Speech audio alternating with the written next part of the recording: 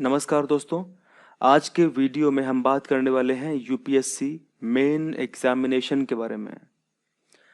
इसमें हम बात करेंगे qualifying papers on Indian languages and English, यानी भारतीय भाषाओं और इंग्लिश पर जो क्वालिफाइंग पेपर्स होते हैं उनके बारे में बात करेंगे। और हम जानेंगे कि आखिर यूपीएससी मेंस में लिखना क्या होता है। सबसे बड़ा पॉइंट यही है कि यूपीएससी मेंस में कैसे लिखें और क्या लिखें ताकि अच्छे मार्क्स मिलें। सेकंड, मेंस की तैयारी करने से पहले किन किन इम्पॉर्टेंट बातों का ध्यान रखना बहुत ज़रूरी है। यूपीएससी के द्वारा दिया गया नोटिफिकेशन जिसमें सिलेबस और ऑल डिटेल्स होती है वो कोई पढ़ता ही नहीं है।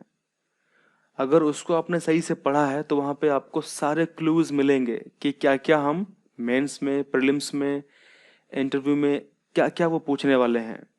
चलिए आपके लिए मैं आपको ये चीज़ें बताने वाला हूँ कि कौन कौन सी इम्पोर्टेंट बातों का ध्यान रखना चाहिए और आखिर यूपीएससी मेंस में क्या लिखना है।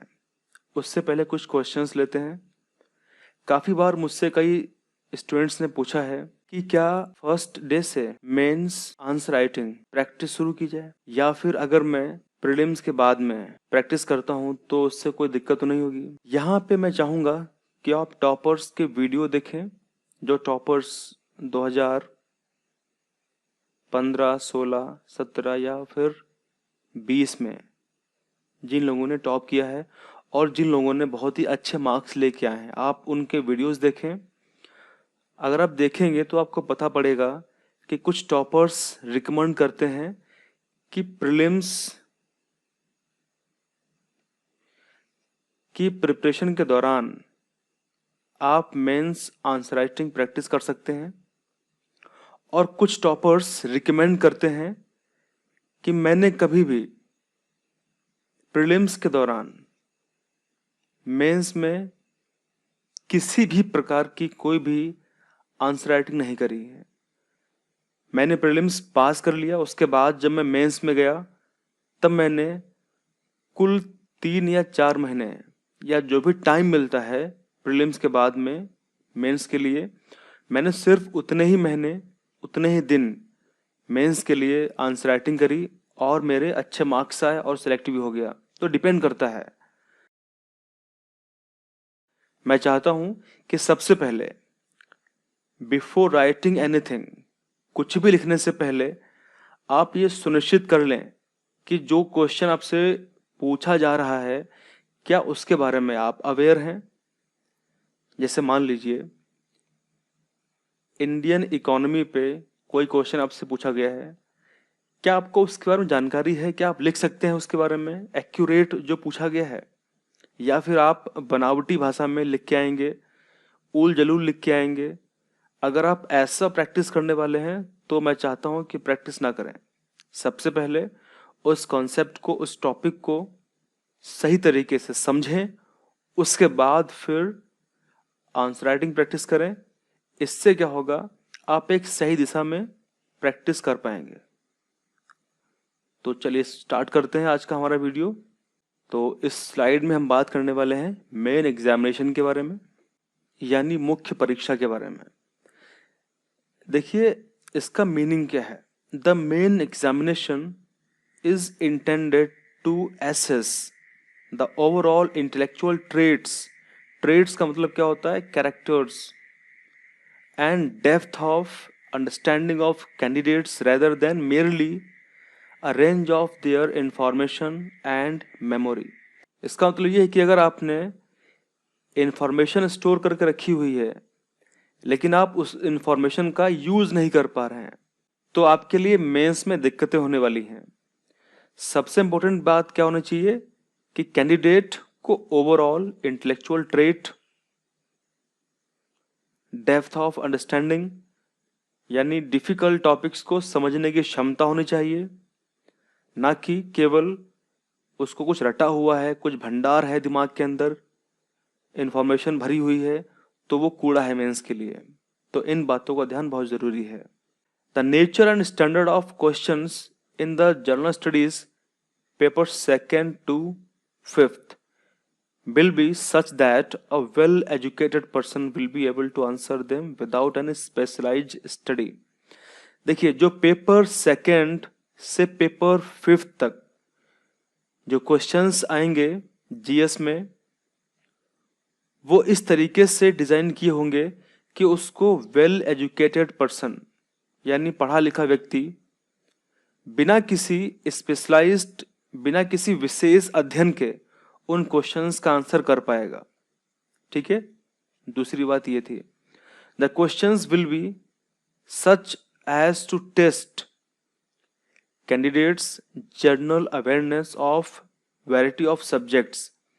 क्वेश्चंस इस प्रकार के होंगे कि विभिन्न प्रकार के विषयों पर आधारित सामान्य जानकारी के जो प्रश्न हैं वो कैंडिडेट उसको इजीली सॉल्व कर पाए, which will have relevance for a career in civil services. और जिन क्वेश्चंस का सिविल सर्विसेज के करियर में उनका कुछ रेलिवेंस भी होगा।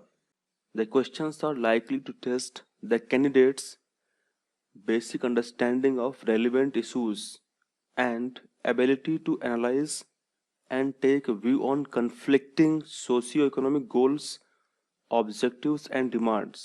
इसका मतलब यह है कि कैंडिडेट से क्वेश्चंस इस प्रकार के पूछे जाएंगे कि उसको कुछ रेलिवेंट इशूज यानी प्रासंगिक विषयों के बारे में एक बेसिक अंडरस्टैंडिंग हो, एक आधारभूत समझ हो तथा वो एनालाइज कर पाए और उसका दृष्टिकोण कैसा है कन्फ्लिक्टिंग सोशियो इकोनॉमिक गोल्स के बारे में, यानी परस्पर विरोधी सामाजिक आर्थिक लक्ष्यों के बारे में, ऑब्जेक्टिव्स के बारे में यानी उद्देश्यों के बारे में तथा मांगों के बारे में। तो इस प्रकार से क्वेश्चंस आपसे मेंस में पूछे जाएंगे। The candidates must give relevant meaningful and सक्सेंट answer, यानी उम्मीदवार संगत, सार्थक और सारगर्भित उत्तर दें। ऐसा नहीं है कि वो जो मन में आए उल जलूल लिख दें। The scope of syllabus for optional subjects, जो पेपर 6 और 7 होगा for the examination is broadly of the honour degree, यानी जो ऑप्शनल सब्जेक्ट होंगे वो मोटे तौर पर ऑनर डिग्री स्तर के होंगे। देखिए, ऑनर डिग्री का मतलब होता है कि बैचलर डिग्री यानी जो सिंपल ग्रेजुएशन होता है, एक बीएससी सिंपल होता है, दूसरा बीएससी ऑनर्स होता है, एक बीए सिंपल होता है, दूसरा बीए ऑनर्स होता है। तो क्वेश्चंस ऑप्शनल में ऑनर्स लेवल के आएंगे।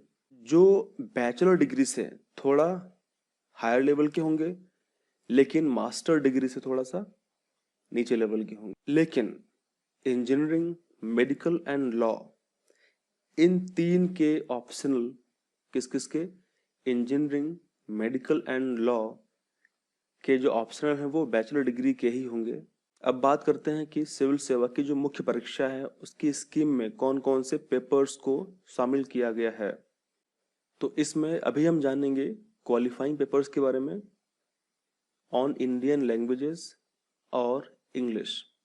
The aim of the paper is to test the candidates ability to read and understand serious discursive prose and to express his ideas clearly and correctly in English and Indian language concerned।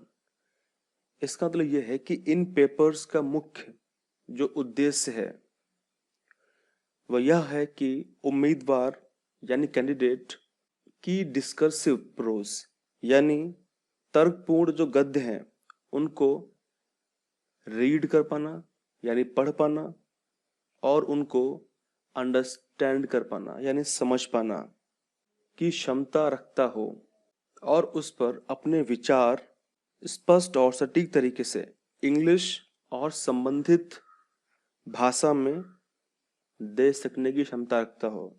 Now we will discuss about the pattern of questions, यानी questions का स्वरूप कैसा होगा। तो इसमें comprehension of given passage, यानी दिए गए गद्यांश को समझना। दूसरा, प्रेशर राइटिंग, यानी संक्षेपण करना।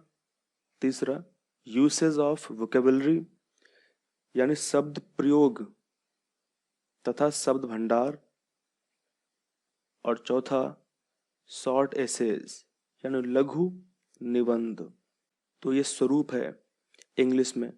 अब बात करते हैं कि इंडियन लैंग्वेज कौन कौन से पैटर्न ऑफ क्वेश्चंस देखने को मिलेंगे। यहाँ भी वही है, comprehension of given passage, precis writing, usage and vocabulary, short essays.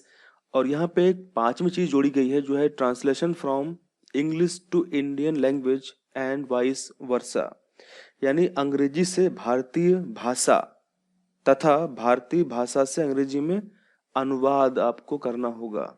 दो बहुत ही इंपॉर्टेंट पॉइंट हैं जिनको आपको ध्यान में रखना ही रखना है। पहला है, the papers on Indian languages and English will be of matriculation और equivalent standard and will be of qualifying nature only, यानी भारतीय भाषाएं और इंग्लिश में जो पेपर्स आएंगे वो मैट्रिकुलेशन लेवल के होंगे या उसके समकक्ष होंगे। मैट्रिकुलेशन का मतलब होता है कि 10th स्टैंडर्ड के होंगे और जिनका नेचर क्वालिफाइंग होगा, यानी जिसके मार्क्स आपके मेरिट में नहीं जुड़ेंगे। The marks obtain in these papers will not be counted for ranking, यानी इन पेपर्स में ऑब्टेन किए गए मार्क्स को रैंकिंग में जोड़ा नहीं जाएगा। Note number 2, the candidates will have to answer the English and Indian languages papers in English and the respective Indian language except where translation is involved। इसका मतलब यह है कि इंग्लिश तथा भारतीय भाषाओं के प्रश्न पत्रों के उत्तर उम्मीदवारों को अंग्रेजी तथा संबंधित भाषा में देने होंगे। तो ये थे क्वालिफाइंग पेपर्स। अब बात करते हैं पेपर 1 जो ऐसे होता है, और पेपर 2 में जीएस पेपर 1 आता है। पेपर 1 में ऐसे आता है, निबंध आता है। Candidates may be required to write essay on multiple topics, यानी उम्मीदवारों को मल्टीपल विषयों पर निबंध लिखना होगा। They will be expected to keep closely to the subject of essay to arrange their ideas in orderly fashion and to write concisely। ये point बहुत ही इंपॉर्टेंट पॉइंट है, क्योंकि इस पॉइंट में लिखा हुआ है कि कैंडिडेट से अपेक्षा की जाएगी कि वे निबंध के विषय पर ही केंद्रित रहें और अपने विचारों को सुनियोजित रूप से व्यक्त करें और उसे कंसाइसली, संक्षेप में लिखें। Credit will be given for effective and exact expression, यानी प्रभावी और सटीक अभिव्यक्ति के लिए उनको अंक प्रदान किए जाएंगे। यानी अगर आपने इफेक्टिव और एग्जैक्ट एक्सप्रेशन के साथ में निबंध को लिखा है तो डेफिनेटली आपको बढ़िया मार्क्स प्रदान किए जाएंगे ही जाएंगे। तो ये था पेपर 1 जिसमें हमने बात की ऐसे के बारे में कि ऐसे में किन किन इंपॉर्टेंट बातों का ध्यान रखना बहुत जरूरी है। अब आगे आने वाले वीडियोस में हम बात करेंगे जीएस पेपर 1, 2, 3, 4 को सेपरेटली। तो आज के वीडियो में इतना ही। Thank you very much. Thank you, thanks a lot.